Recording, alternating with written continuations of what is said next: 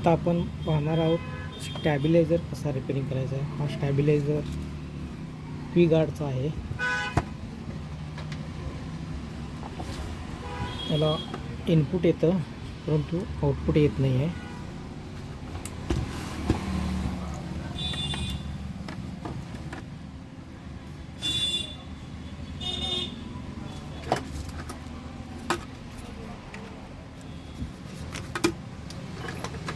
तर इथे पहा काय झालं आहे.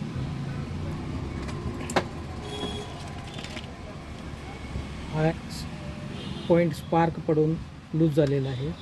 तो आपण स्प्रे मारून स्वच्छ करायचा आहे आणि शोल्डर मारायचा आहे.